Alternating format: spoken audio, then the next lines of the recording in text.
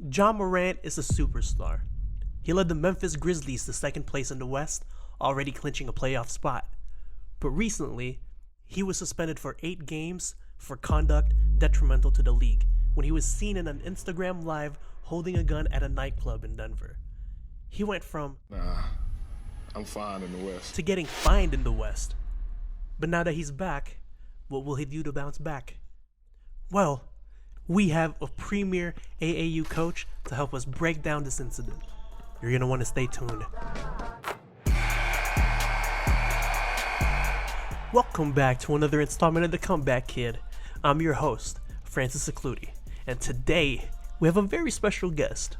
He was an assistant coach at Prolific Prep, dubbed the best high school ever by Overtime.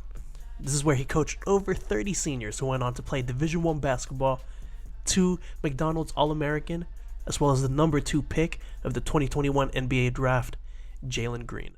What's good, Coach Anthony Gonzales? Hey, Francis. How are you? Pretty good, man. Thank you so much for coming. Yeah, of course. Thanks for having me. Today, I really want to talk about the Ja Morant situation. You know, as a coach, having your best player outside of the game just pull out his gun, punching kids, in the court. He was suspended for 8 games. Now he's finally back. Like, how do you deal with that as a coach? Yeah, I think it's hard. I think it's obviously they have their own personal lives, but once you're on that type of stage, you have to take into consideration all the effects that it might have on you and maybe the other people that are surrounding you. Like in this situation, his team was affected by it. Obviously, his bank account was affected a little bit by it, and who knows to what extent some other people were involved in. But yeah, it's unfortunate. Obviously, you have freedom off the court to do what you want to do, but once you sign those contracts, there's some things that come in those contracts with that even if you don't agree with it, well, you don't have to sign the contract, bottom line. Right. But when you agree to some of those terms, those are some of those terms when it comes to firearms and activities outside of the team, especially when you're on the road. And yeah, it's just kind of, legal laws that you kind of have to deal with.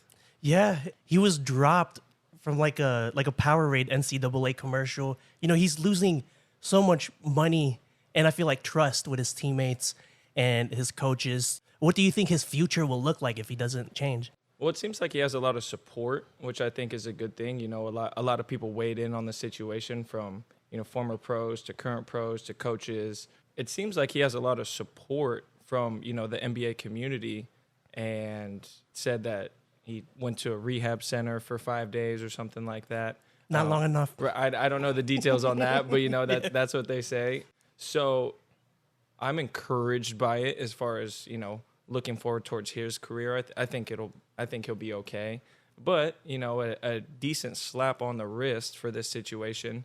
And who knows if there's other players that do stuff like that. But the fact that you're in the public eye, when you do that stuff like that, broadcast your public life live like that, and you make some mistakes, whatever it is. I mean, you see it happen a lot with the idea of cancel culture. Right. You say the wrong thing to the wrong person around the wrong person, you got to deal with whatever comes with that. Yeah, especially now with social media and cancel culture. Because, I watched Michael Jordan's The Last Dance when it came out, and he was talking about, the hotel rooms, they were doing coke, all types of drugs. They had orgies and hookers.